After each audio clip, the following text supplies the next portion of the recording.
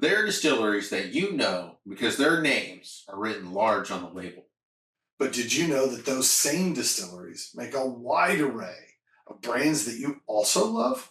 Tonight on The Noble Dram, we are talking Heaven Hill Distillery, the industry's quiet overachiever.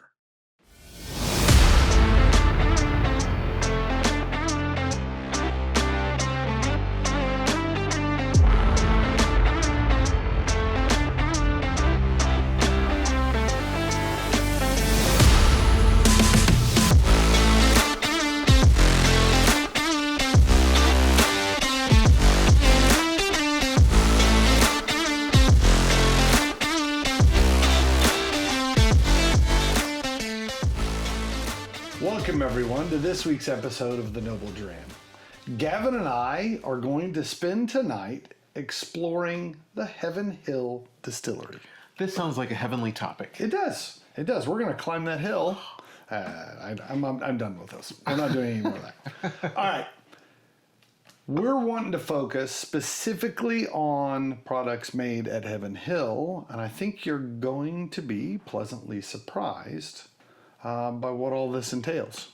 So, without further ado, Gavin, let's pour some whiskey. Should we get to the whiskey? Let me guess. Where is the first bottle from? Kentucky? Yeah, I'm going with Heaven Hill. You're going with Heaven Hill? Well, that's final answer. That's a damn good guess, my friend, because we are starting with Heaven Hill. All right, perfect.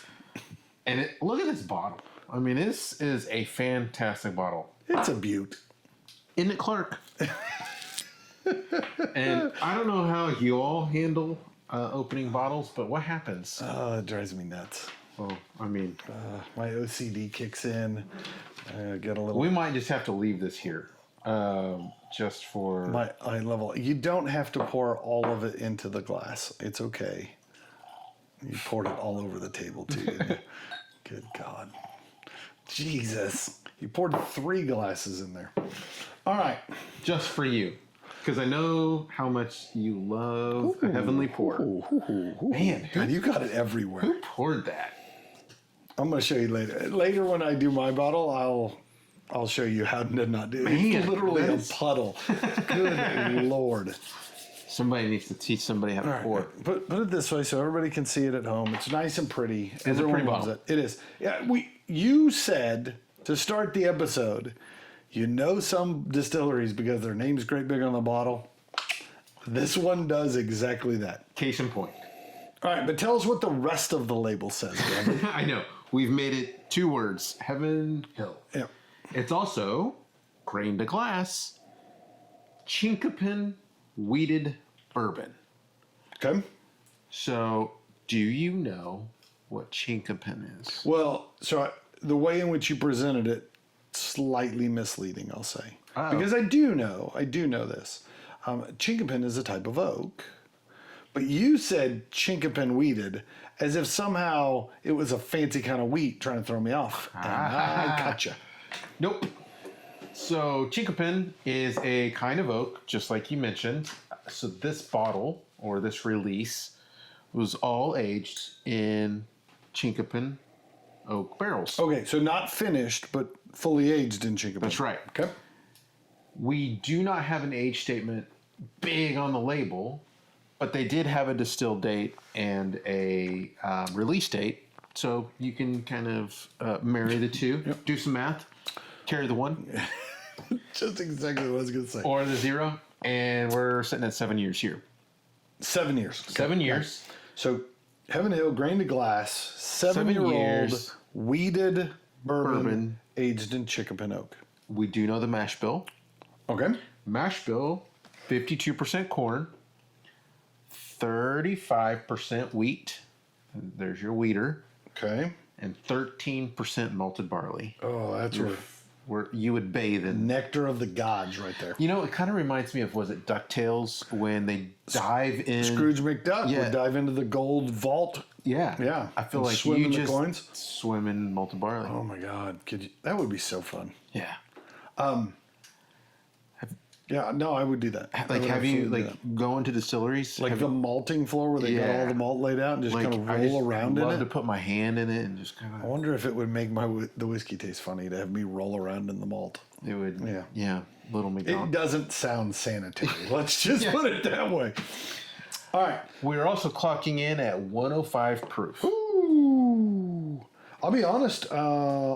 Initially on the nose, I'd have guessed higher than that. It's got some spice to it. Ooh, it does. So now, if my memory serves right, these are annual releases of their grain to glass. That's right. So which year is this one?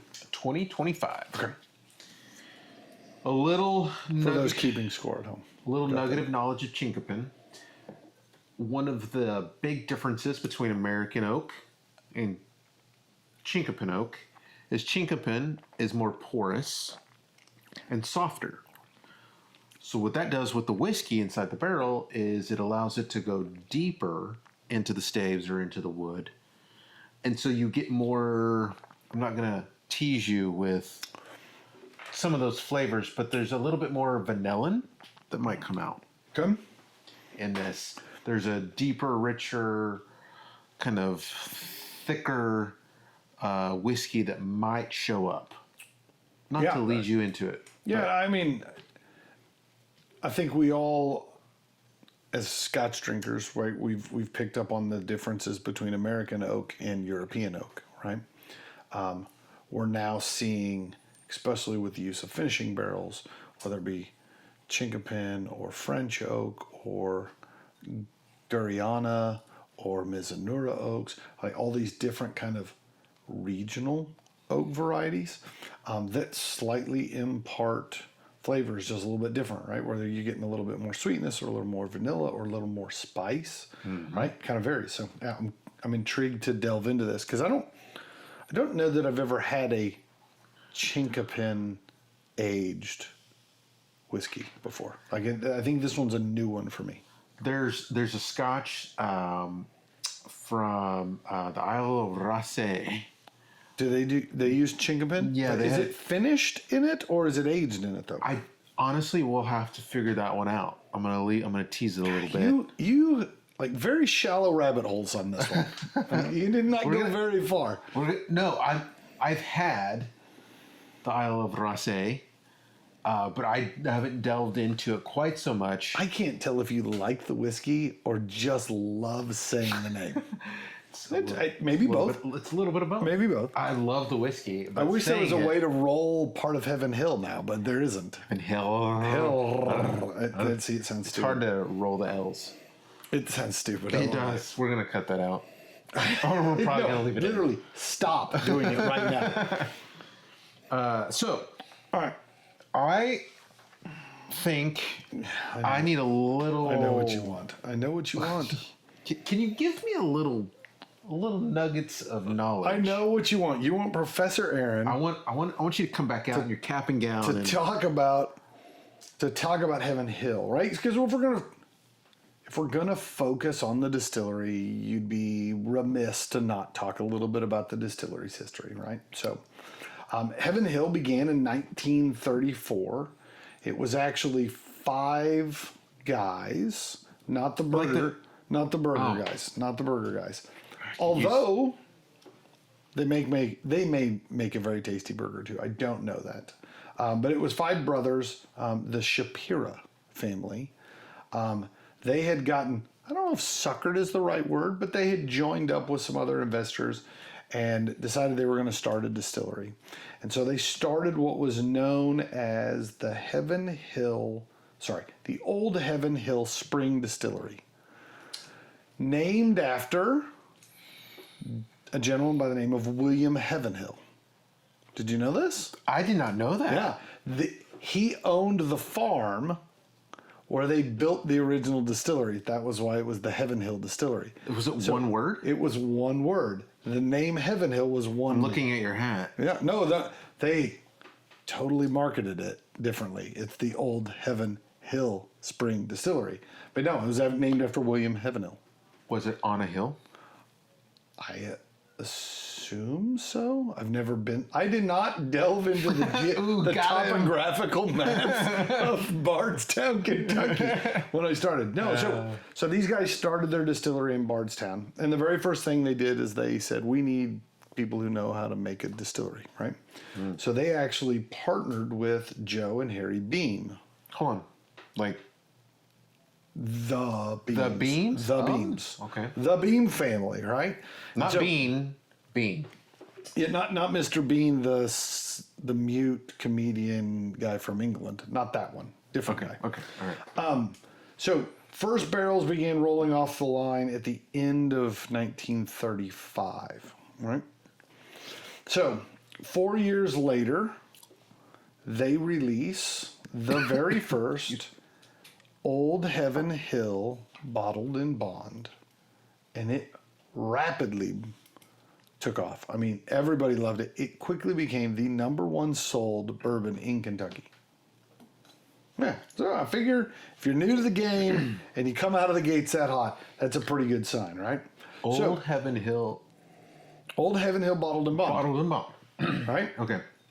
You can still get bottles of Heaven Hill Bottled-in-Bond. It's probably the most common Heaven Hill bottling that you find, right? Tan and blue label. Actually a very tasty whiskey, right? Very good. I understand why it was so highly rated.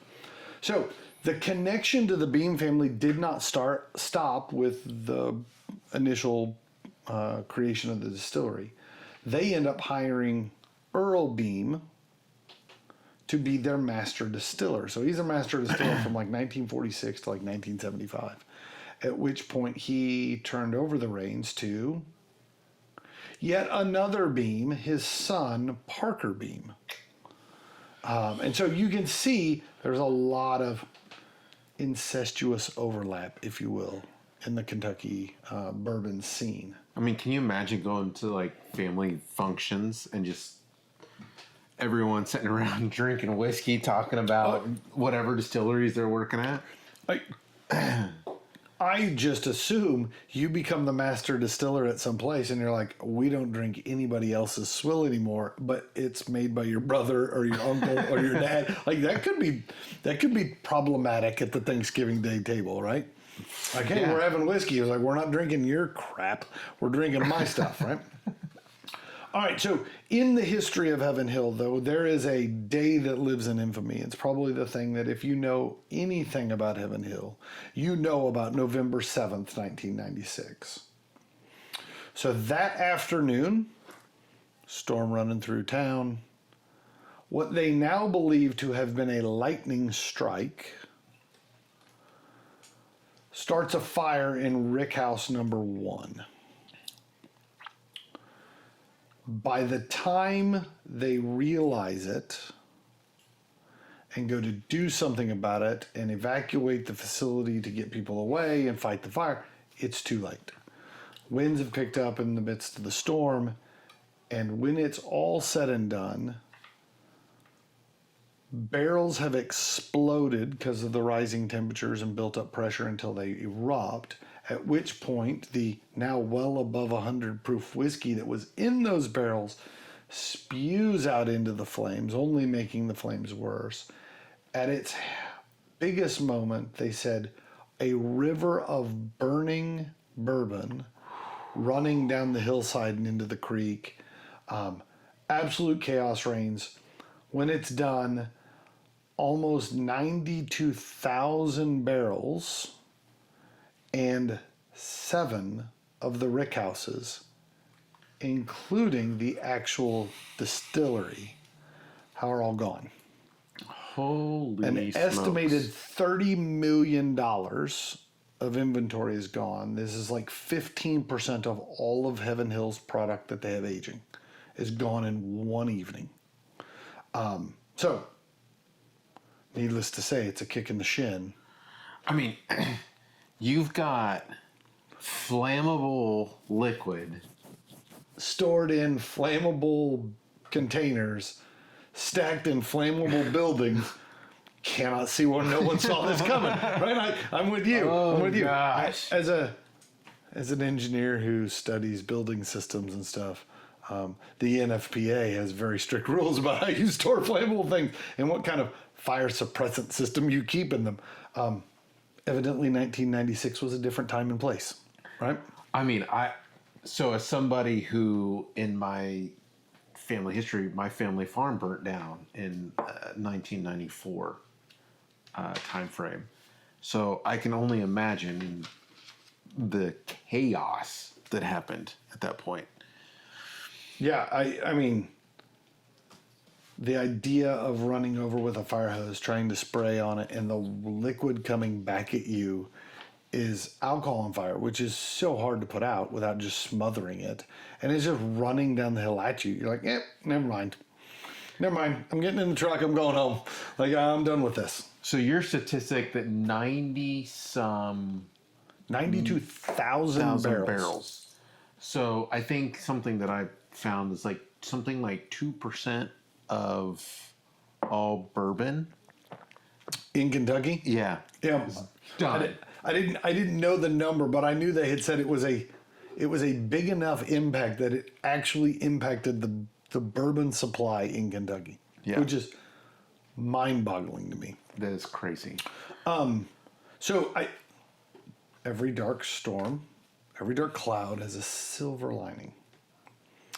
So rummaging through the rubble, they find the refrigerator that had been on the 5th floor of the distillery in amongst the charred remains of the distillery.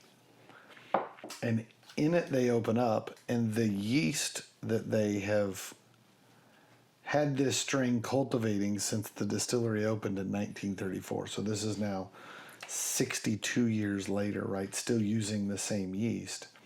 It has made it through the fire and is still alive because it was protected in an insulated, refrigerated box. Oh, man. And makes it through. And in an absolute testament to kind of what the whiskey industry is, several distilleries reach out and say, hey, what can we do to help? And they again turn to the beams and say, can you help us produce whiskey? So Heaven Hill Distillery actually produced their whiskey at the Beam Distillery using their own yeast, their own recipe, right, to create new make product to begin to replenish the stuff that was lost in the fire. They essentially poured it forward. Yeah, no, it was an absolute testament, right? In most business models, when your competitor is down, you kick dirt on them to try to keep them from ever getting back up, right? And in this instance, when their competitor was down, they reached out a hand and said, what can we do to help build you back up? And I think that's an absolute testament to. Love that. And you hear this a lot when you talk to different distilleries that, so-and-so they were upgrading their distillery and they got a bigger size, and so they didn't have any need for the equipment, so they gave it to us, or they've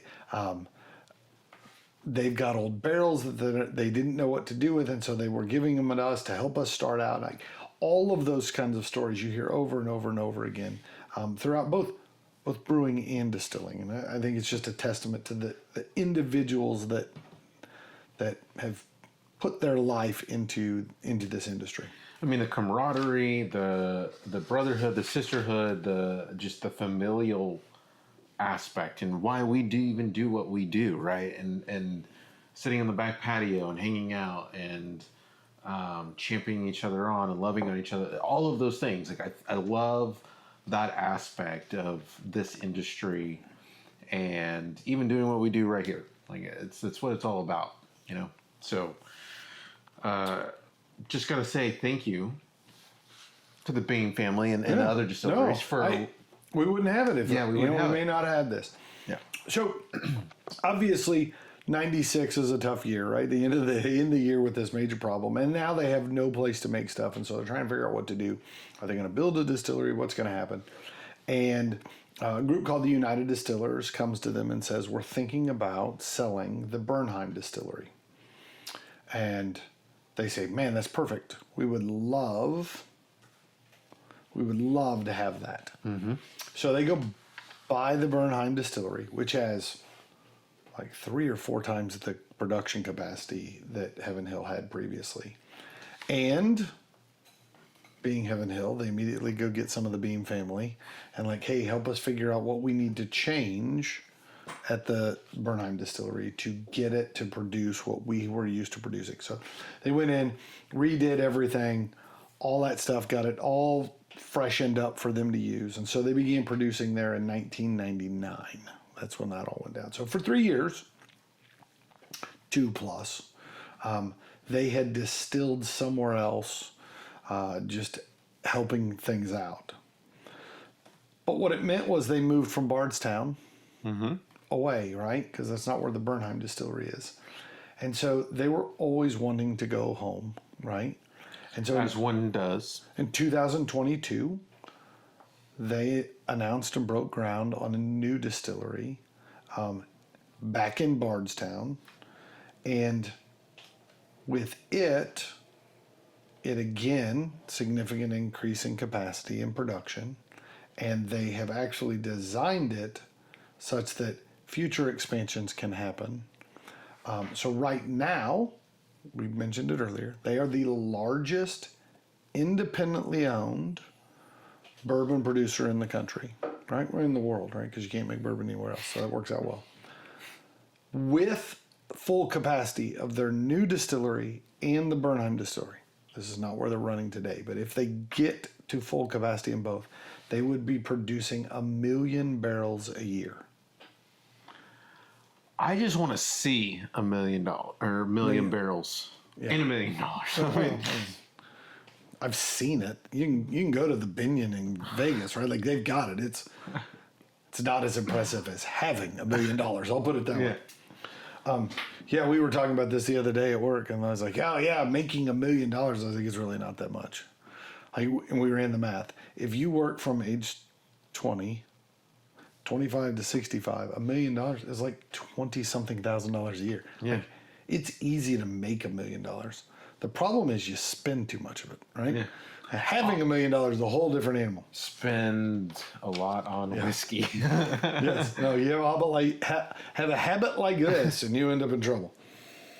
All right, I want to there's talk. worse habits. Let's just be honest. Yeah, I can think of 3 right now, but the rest of them. No. I want to talk a little bit about the whiskey. 'Cause I want to keep us on base. Yeah. So, my bottle. I'm means going to I- ask I you. know, I'm I going to know. ask you more So questions. so it's right on the nose. It's spicy, right? I kind of hinted at it earlier. You said 105 proof. I thought it sips like it's hotter than that. I'll say there's a vanilla custardy, creamy kind of aroma to the nose. I want the spice. I think is the proof. I want there to be like cinnamon and other stuff, like the color of the bottle. Like everything screams I should have tons of baking spice, but I don't get a lot of baking spice. It's much creamier and softer on the nose from a spice level. I, on the nose, put, I think there's a roasted nuttiness to it, like a roasted peanut that I got on the nose. Is that because all the Beam influence? Yeah, maybe. Maybe that's part of it. There's a cereal, I think, note. Yep. Like a, 13% malted barley, so you might get a little bit of that in it. And then my favorite thing, cola. There's a bit of cola on the nose. Man, it's amazing to me how often what you say on nose, palate, or finish, I pick up on a different aspect and not at that point. All right. Because I distinctly get the spicier side of cola on the finish. Okay. But I didn't get that on the nose. All right. You mentioned peanuts. I kind of get a nuttiness. I don't know as if I'd have said peanuts. But I'll say it's soft in there. But on the palate, how do you feel on the palate? On the palate, I actually thought it was pretty sweet. Yeah. Right? The spice and the bold flavors and stuff all come roaring back when you get to the finish. But on the palate itself, I thought it was actually pretty soft and subtle. Maybe subtle's not the right way to word it, but I put sweet. I mean, there's sweet all over this glass. I put. There's some chocolate notes to it. There's some honey, like almost like a roasted honey, right? Like almost if you put like a frosted flake, so you get that cereal note, but then you put a little honey on it. Okay. It's kind of where my head went on the palate.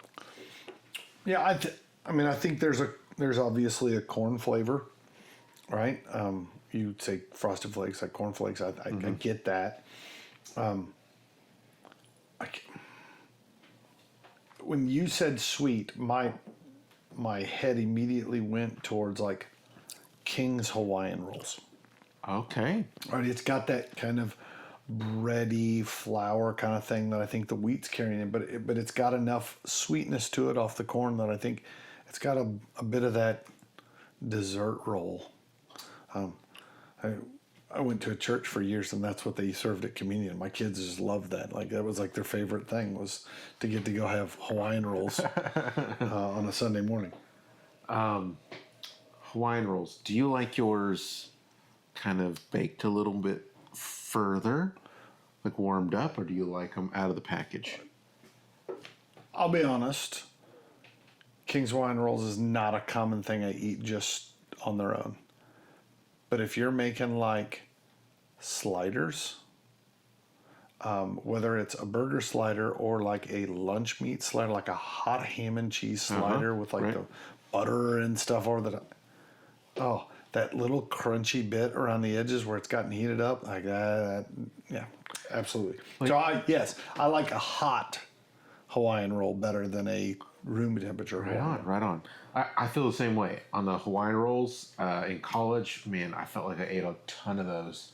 And I never warmed them up. And then we started doing them at like Thanksgivings and those things, like warming those suckers up. Yeah. Those with some mashed potatoes and gravy, and it's 3 of my favorite foods right there. So, all right. So we talked a bit about the palate. Do you feel like it's tracking on the finish? Because I felt like on your nose and your palate, you said a couple different things. I think the finish is where it turns spicier, right? I get a cinnamon. I get a cola right there. And then as soon as you get this big kind of punch of spice and flavor, it immediately dries on the palate. And then I get this kind of soft oakiness that fades out. I would put the finish at relatively medium, right? I don't think it lingers real long. It's not abrupt short, but medium seems like a fair number. Or a fair time frame, but yeah, I think it's spicy and bold flavored up front. I think you got a little bit of that baking spice, that cola kind of thing going on, and then that fades into a drying oakiness. And then I think just from having swirled it around a lot, trying to really kind of explore the palate, I think I've got that kind of tingle on the tongue that rends. Tingler. I think that's mostly just proof talking. At that point, so yeah. On the finish, I put long, but going back to it after you said more of a medium, I would agree with that actually. Well, it was because I was right. I mean, I get it.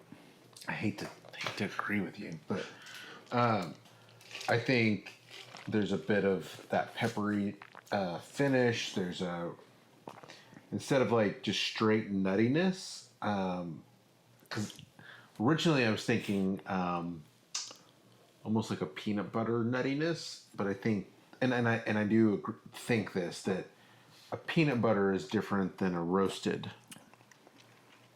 peanut. I think there's inherently, obviously, a different. One's creamier. Yeah, right. It's a different medium. One's buttery. Right. Thank you. This one's got more of a roasted nut to it on the finish, I felt like. Yeah. I see where you're going with that. Yeah. And then I do feel like although it was a medium lasting finish, I think it ends with a sweetness. Okay. I think that's the last thing on my palate is like just a nice gentle sweetness. Okay. Are you ready to put a number to it? I already did. I already wrote my number down too. All right. I'm feeling pretty good because I was way ahead on this. I think you're wrong, but let's go for it. All right. I'm giving this an 84. Oh, okay. I like this in the fact that one, it's a fun bottle to put on the shelf. I think it presents well. It's something atypical when somebody comes over and says, I like weeded stuff. The normal thought is weeded means soft. Soft flavors, soft, smooth, easy sipping. This has got a lot of kind of bold spice to it, especially on the finish. But I think maybe part of that is the proof, but right. I think this sets itself apart from other weeded bourbons in that regards. But I think it's very tasty. I will say, you didn't mention MSRP. That I didn't. But I bought that bottle, so I know how much I paid for it. And it probably hurts its score just a little bit. What I didn't tell you is I actually also have this bottle on my shelf. Oh, you did? Yeah. So you just opened mine? Yep. It's all right. Yep. I need to move some whiskey out of this room. It's quite okay. So yeah, I think I paid right around 130. I think 130 is the price that you see it at. I was in a store just the other day. They had their standard bourbon at close to $100, but it was one of the big box discount stores, Costco, Sam's Club, something like that. And so I'm expecting that to be a little cheaper than you can find it most everywhere else. But yeah, I think 130 was about what those were running here in Houston at least. Yeah, that's about what I paid for it. All right, but what number did you give it? But I don't think I have, maybe not 2025. But I gave it a 90. Okay. I really liked it. Again, I think if this had been a $70 bottle, I think this is probably an 86 for me. I think the price point was Docked enough. it a few. I stop and think about all the other weeded whiskeys you drink. This is the most expensive weeded whiskey I have. And I don't mean the overpriced Weller prices, right? I mean like real prices. Old Elk is in that kind of $100 range. This is still more expensive than that, right? And so yeah, that's that. To me, that hurt. Pricing aside, I'd been higher. I mean, I didn't take pricing quite as serious in it, but it's obviously a fair metric for the grade, right? I think this one, I love weeders. I'm a sweets kind of guy. I love all the sweetness I got on it. I'm a peanut butter kind of guy, so I love that nuttiness, peanut buttery roasted peanuts that I got on it throughout the nose, the palate, the finish.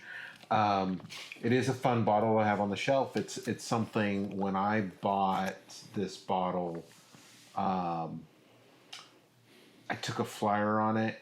It was allocated-ish, right? Like, I don't know if it's necessarily... The previous year's release had Yeah. gotten huge accolades, Yeah. and I had missed a chance to get it. And so when this came up, I was like, all right, I'll take a flyer on it for that reason, right? And I'm not disappointed in having the bottle, right? 84 is an absolutely in the put it on the shelf, right? One on the shelf. This, to me, if you could get your hands on it, I'd go get it. Yeah, tasty one for sure. Yeah. All right, totals 90. 90 for Gavin, 84 for Aaron. This would be the time where we normally do a commercial. Do we want to do a commercial? I think we should. No, I don't want to do a commercial. You don't want it? We're forging right through because we want to make sure you get the most Noble Dram Get it. possible. All right, so what we talked about to start the episode Yeah. was that Tell us. Heaven Hill makes this one because it's great big on the bottle. But they also Vanilla make White. a bunch of other brands you may or may not have known about, right? So obviously Heaven Hill, probably another one that a lot of people know of as Heaven Hill, is the Henry McKenna, another bottled in bond release. We talked about the fact that they bought the Bernheim distillery. So that means Bernheim whiskey. That's them as well. Yeah. All right. You got any others you want to throw in? Yeah, I kind of want to... I'm checking them off. Make sure we mention all of them. All right. Well, I got a little secret. Well, Larceny. are you telling me... There's a Milk Dud Stud coming out here pretty soon. Well, no, it should be out by now. If you don't have your Noble Dram bottles, for shame, get over there quick before they're all gone. Because this is a Milk Dud Stud. So I guess technically we did throw a commercial in the middle of this one. Yeah. And if we're going to do Larceny, we're going to do Elijah Craig. Also, a brand from Heaven Hill. From Heaven Hill. And this one... Elijah Craig, Larceny. This one, the Dragon's Fire. Yep. Picked by none other than your Noble Dram. You turn around. Let them see the sticker. Oh, look at that. Ladies love the stickers. Look at that. Look at that. All right, so hold up. So Heaven Hill, Henry McKenna, Bernheim, Larceny, Elijah Craig. Yep. Evan Williams. Williams. That's been on the show before. We're going to do Pikesville. Ooh, a classic rye. Yeah. Also, on the rye front, what else I got? Rittenhouse. Rittenhouse rye. Those are their two ryes. Right. Also, for those who go and bend over at the grocery or at the liquor store so you can get the bottle off the bottom shelf. Mellow Corn. Mellow Corn. It is a whopping. They claim it to be 100% corn. That's how it's always been pitched to me. I did not do the digging if there's any malted barley in there. No sleuthing for this. this. There's no rye. There's no wheat. It's corn and just a little bit more corn. Is it a little mellow? There is Parker's Heritage. That is their, I'll say, ultra premium. Ultra. Named after Parker Bean. And the brand that I picked What was that? for tonight, Old Fitzgerald. AKA Old Fitz. Old Fitz. The Old Fitz. OF. All right, so this bottle. Talk about presenting well. No. I bring my A game when it comes to presentations. I'm just going to put this right there. Old Fitz 7-year bottled in bond. This too is a wheated whiskey. Now, if memory serves me correct, I think the very first post, if you went back and looked at the history of the Noble Dram. No, you are right. Yeah, gosh dang it. I like it better when you're wrong. This bottle showed up on the back patio in the pool. It was the very first Noble Dram is coming soon teaser. Was us drinking Old Fitz 7-year bottled in bond wheated bourbon on the patio. Or in the pool. Which was a great place to drink it. I'll just throw that out there. Yeah. All right, so this one, that bottle was not the same release. This is the fall 2018 release. So if you remember from the rules of bottled in bond, all has to come from one distilling season. So this is the fall season, right? Second half of the year. 2018 is when it all got distilled. Okay. Right? So 2025, end of the year, is when it comes out, right? 7 years. Which explains why it's now currently available. I literally picked this bottle up like 2 days ago. This one, we also know it's mash bill. This is 68% corn, 20% wheat, and 12% malted barley. Oh. That grain profile, that mash bill might sound familiar. It's the same you get in Larceny. Okay? Well. Same recipe. All right, so For those who have traditionally said, I never ever get a chance at Old Fitz, it's an allocated, it comes in these fancy decanters. A little over a year ago, they announced that they were going to move the 7-year out of the decanter series and into their standard series. Now, it's still a very pretty bottle, right? I think both of these present well on the eyes, if you will. But this is not allocated. Now, I need you to hear me for a sec, though. Allocated and available are not the same kinds of things. Not mutually exclusive. Just because it's not allocated doesn't mean it's available. Yeah. It is, like all bottled in bonds, a spring release and a fall release. Those tend to come with some level of limited availability, and they tend to go quickly because they are only available, they just become available, and there's not a ton of them, so everybody runs out and gets them. So if you can get a hold of one, absolutely run and go get a hold of one, because I'm going to tell you, from having drank this before, we know we like this one. This one clocks in at $65. Now, I'm going to be honest with you, that's Missouri price. I don't know if that's quite the same as Texas price. I just happened to be out of town when I was, I had the opportunity to stick my head in and pick this up. Sneaker. So, before we get too far down the line, I do want to let you get a chance to kind of nose and sip this. Here's the question I want to ponder while you sniff, sip, and savor. Notice I did that right the first time. We're going to make shirts with that. This is the exact same recipe as Larceny. Uh-huh. This is an age statement at 7 years, and because it's bottled in bond, it's at 100 proof. Larceny barrel proof, right? Those bottles typically have an age between 6 and 8 years.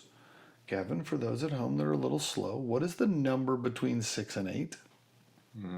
Somewhere around 7. 7. So Larceny barrel proof is the same recipe, roughly the same age.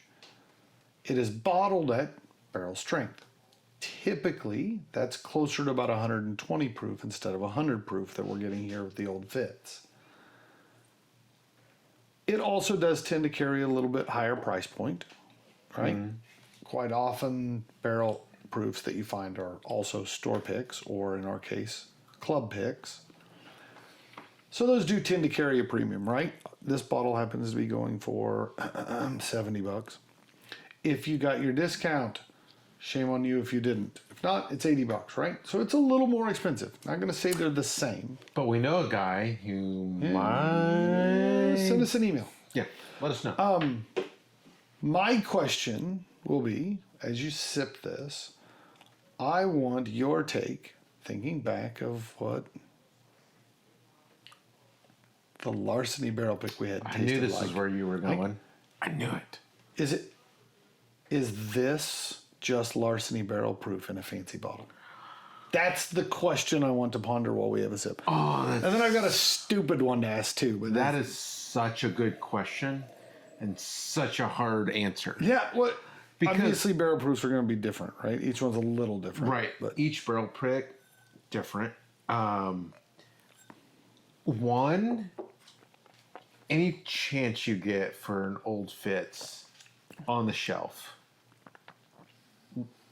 as long as you don't feel like you're getting ripped off on a secondary market, like, I want that bottle. Like, it just presents so well. It's such a beautiful bottle. There's a couple behind us if you can see it, from other Old Fitz. Yep. And Maybe some of the prettiest bottles you'll have in your collection, yeah, right? like somebody walks in, they're immediately impressed by it. Not suggesting you buy whiskey only for the bottle. Blaines. But, like, we get it, right? What's the old adage, you eat with your eyes first, right? Like, how it presents on the plate matters. How it presents in the bottle, how it looks in the glass does matter. It's why color is always a thing that when you're grading, you always pick color. Why? Because you see it, right? If you put it in a glass, does it change a black glass It doesn't change the taste, but you can't see it. Right. It does impact how I perceive it. So to answer your question, I'm not gonna answer your question. I figured. What I'm gonna say is to be continued, because hint hint, we will be tasting the Larceny Noble Dram Barrel Pick and Elijah Craig Noble Dram Barrel Pick very soon. Yep. Episode is coming. Episode is coming. So I'm not going to let the cat out of the bag. But what I will say, it is very fun to think that same mash bill, right around the same years, how you cannot correlate that these two are going to be so similar and so close to one another. I'm just going to refill this to about here with Larceny Barrel Proof and then just put some more water in the top. I mean, you could so do that and everyone would be like, oh my gosh, this is so good. It's such amazing selection of Old Fits. Yeah, like how do you keep getting bottles of Old Fits? Keep giving them away to people. It's like, you give me an empty, I'll get you a new one. It's like the refill program. So I do think there's a lot of similarities. I'm not going to open the Larceny tonight, but we will open it soon. Yeah, no, it would be letting the cat out of the bag, so to speak. Yeah, no, soon and very soon. So, what I'll say is, you have now watched enough episodes. You understand what it is that Gavin and I like, what our palates tend to gravitate towards. You've had the opportunity to drink some of those same whiskeys, to then benchmark our palate against yours. You know if you can trust us or not. If you wait until we pull the bottles out and taste them on the air to decide whether or not you want one, we haven't really used faith at all, right? And that means you don't get the discount, and hell, it could mean you don't get a bottle. So I think you need to head over to M&R Liquors and switch over from YouTube to Spotify or Apple Podcast and listen to us on the way to the store. Yeah. No. Go see our good pals over there, because they got some delicious selections, but even better, 2 picks from the Noble Dram. So I'm just enjoying that so much I don't even know what to write down in my notes. I mean, I wrote some notes here. I am so excited. Okay, hold on. I do have one more. I have a goofy one I want to do. Dear right? Lord. Here We've got time. We got time. So, all right. We're talking about Heaven Hill. Yep. So I thought Heaven Hill is a really fun name. What else has Hill in its name? Retirement homes. No? they often do. Hopefully they have heaven in there too. Yeah. That's neither here nor there. All right, so I have for you a list of 5 famous hills. Okay. I need you to put them in order. I'm actually going to let you cheat off of my list so you don't have to remember all 5. Put them in order how? You decide. That's the beauty of this, is you get to decide. All right, so in no particular order, I even thought about alphabetizing them just to make sure that it was like but they're just complete random. All right, favorite hills. Let's go. Number 1, American country music singer, Faith Hill. Oh, Okay. All right. Number 2, British comedian, Benny Hill. Okay. Number 3, the sometimes chubby, sometimes not actor, Jonah Hill. Okay, Faith, Benny, and Jonah so far. Jonah. Number 4, Duke basketball and former NBA player, Grant Hill. Grant. Okay. And number 5, my one out of left field, the See a left fielder. late 90s, early 2000 hip hop band, Cypress Hill. Cypress. For those who don't know, they're insane in the membrane. Oh my God. Here we go. All right. I gotta rank these. in however order you want, number 1 to number 5, when you get to pick your hills, where do you put them? This is fun because you had no idea who was on the list. No, I had Yeah, that's what made this really fun. No clue. All right. I told him we were playing a game where he had to pick his favorite, but he had no idea where he was I going. thought we were going like Notting Hill or Oh, I hadn't even thought of Notting Hill. something like that. Okay. I'm going to go number 5 spot, Benny Hill. No, God, I completely disagree with you already. I just cannot think on Okay, so the, off the top of the dome. Benny Hill was that show that, like, if you were homesick from school, it played like in the middle of the afternoon, it was reruns. And Benny Hill had the doodle-doo, doodle-doo, doodle-doo, doodle-doo, and he would run around at the end of every episode. It was all like slapstick British comedy. It was ridiculous. I need folks out there to tell me how wrong I am because I do not remember this. Greatest Benny Hill bit of all times. He's dressed in drag and he's entering a beauty contest. And they asked him what his name was, and he said, Iva Biggin. And I remember as a teenage kid, I thought that was hysterical. When I was homesick Family at that point, Price is Right. Price is Right. Everyone watches The Price is Right when they're Fresh full. Prince was big. I remember when that was on in the evenings. Yeah.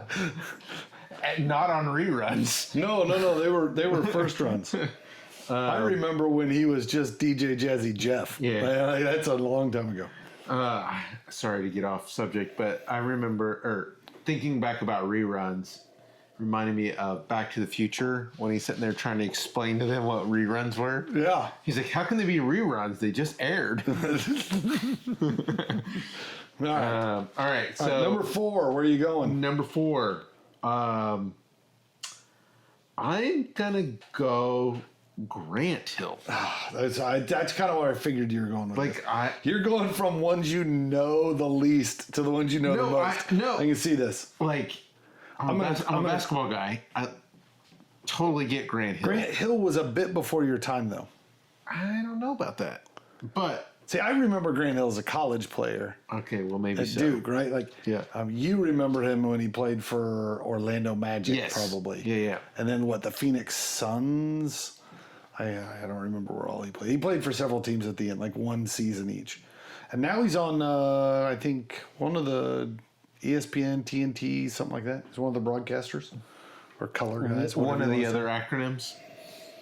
All right, so Benny Hill, Grant Hill, then I'm gonna go Cypress Hill. say. Oh, you're breaking my wife's heart. And then I'm gonna go Jonah Hill. Yeah, this is all making sense now.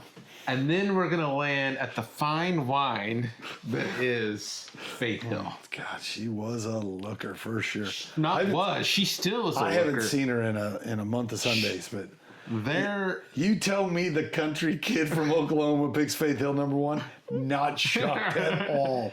I mean, damn. Between her and Shania Twain, that got me through most of my teenage years. I mean, even, sorry, just totally lost it. But there are some folks that just age perfectly. And I feel like Faith Hill's one of those folks. Yeah, I've got no complaints with that argument. Nothing. I'd love to argue against you, but I can't. Yeah. I can't. So, So I will say this: when I was giving a little sneak peek as tonight's activities to the wife, she thought there was a good chance you didn't know who Cypress Hill was, and I was like, yeah, maybe. I mean, they were pretty big for a while. No, I know. So what I was going to say, I just remembered. Alison Krauss is one of those women that's just like ages like fine wine. I feel like her and Faith Hill. I'm gonna have to go look up a picture of Alison Krauss now. I mean, she's gorgeous. All right. There we go. All right. So right. let's run back through them one more time. Number 5, Benny Hill. Number 4, Grant Hill. Number 3, Cypress Hill. Number 2, Funny Man Jonah Hill. And number 1, Guitar Smoke Show Faith Hill. Yeah. All right. I enjoyed that immensely. Those games are so stupid, and they are my absolute favorites. But we love them. All right, let's get to the whiskey because I haven't written nearly enough stuff down. All right. Your bottle. Yep, you go, buddy. My nose. I think this is vanilla all over it. I actually put vanilla cupcake on it. I think this has... It's the only thing I wrote down. Was vanilla? Was vanilla. Or cupcake? No, that was my nickname for you, was cupcake. Oh. But no, vanilla is what I wrote down. Hey, I've been cold worse. It smells like somebody's making cookies in the house. Yeah. Yeah. Yeah, totally agree. No chocolate, just cookie. Get that chocolate I out of don't know here. if we had this debate on air or that was an off-air debate, but my favorite part is cookie. Yeah, I could care less about the chocolate chips. Yep, we've talked about that. I think there is baking spice. There's a creaminess to it. I even feel it on the nose or smell it on the nose. I think the Heaven Hill glass or grain to glass was actually a little more viscous and oily on the palate than I think the Old Fitz is. Not that I don't say it's creamy, but like when we say it for both, I think Heaven Hill GTG has got it beat out just by a nose. Yeah, there's a custard, creme brulee kind of custard kind of thing going on there. I don't get it so much on the nose, but on the palate I get more of a sugary sweetness. Like it moves from vanilla to sugar on the palate to me. On the palate for me, I think there's a bit more fruitiness that I didn't get on the nose. There's a bit of a cherry note that I get on the palate. Really? And then Like cherry sours almost. yeah, but then it gets really hot. It gets fun and hot and spicy. There's like the little gummy cinnamon bears Yeah. kind of bite Yeah. on the finish. to Yeah, me. yeah. Yeah, I'm with you there. Yeah, or like a big red chewing gum. Oh yeah. I never was a big red chewing gum guy, but I do enjoy cinnamon, like the hard cinnamon discs. Hold on, what did you say? Cinnamon discs. Discs. Okay. Good Lord. I can't take him anywhere. I apologize. Okay, You know, Dad. I don't. You know, we were asking if my family watches this. We let the cat out of the bag on my sister, and so now she hasn't called to yell at me yet. So evidently she doesn't watch as often. But I do know Mom watches. My Birkenstocks. mom heard you make that joke. I didn't say it. You did. I don't know. Your mom, we've already talked about it, asked if the next time she was going to see me, I was going to be wearing pants. So, I mean, Clearly not a disc fan. All right. all right. We have went down Yeah, that sure. rabbit hole. So, to me, the nose is vanilla, the palate is sweet, and the finish is spicy. All right, not overly spicy. I think it's a nice, soft, little kind of subdued cinnamon spice that I really enjoy. Are you prepared to give it a number? I'm trying to get us back on time. Are you prepared? Yeah, I'm prepared. All right. All right. Did you go up or did you go down? What if I did neither? Kept it. That's just a bunch of squirrels. You weren't even looking at your page. I'm assuming you mean 90. I'm a 90 on this one, too. I'm assuming it's for different reasons because they are different on the palate, right? There is a significantly different thing going on here. But for me, I actually like this one a little better than the Heaven Hill. So I went up to an 87. You're a vanity kind of guy. You like the bottle. Hear me out though. I don't remember if I said it, but MSRP on this bottle is $65. This bottle good. is half the cost of the Heaven Hill grain to glass. I think that alone puts it at a significantly higher score in my mind. So yeah, I think if if you had taken out the price difference, I think my numbers are a little closer together than the 3 point that separate them. But yeah, God, that's tasty. That was fun. So for me, the 90 for the Old Fitz, I want it on my shelf. It is sweet on the nose. It's spicy on the palate. Spicy on the finish. Sweet on the finish. Oh, It's everything that I also want in a bourbon.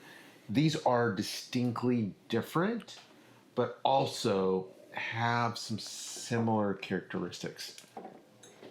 So for different reasons, I want them both on my shelf. This one is a little bit more, I didn't say it, but I think there's a little bit more tartness, a little bit more dryness on the Old Fitz.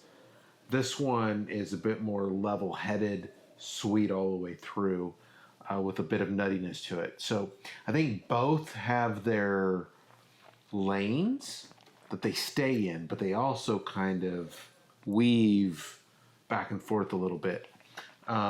So 90 on both for me because I think I want them both on my shelf. They're both excellent for their own reasons. I will say, having gone back now and putting a nose to the Heaven Hill, I get a lot more milk chocolate on the nose. The palate, obviously it's aired out, right? The proof has dropped a bit. The palate is much softer.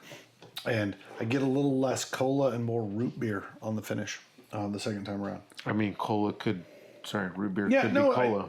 That would be a fun twist. Where we drink one whiskey and then drink something else and then come back and then re-rate the same whiskey again. I like that. Yeah, idea. no, it's one of the fun parts of doing a side by side where you can bounce back and forth between them. I think that really helps you kind of explore your palate. So, all right, we've reached the end of yet another thrilling episode of the Noble Dram. So, until next week, we bid you adieu. Cheers. And Slajava. We want to thank you, our noble listener, for joining us. We believe each whiskey has a story, and so do you. So give us your thoughts by leaving a comment. And if you have a whiskey you'd like to see us share, let us know. You don't want to miss a single episode, so subscribe to our YouTube channel. And make sure to like and follow us on Facebook, Instagram, and TikTok to stay up to date on the Noble Dram. And if you find watching us difficult, you can always listen to each episode on Apple Podcasts and Spotify. As always, be noble And enjoy your dram responsibly.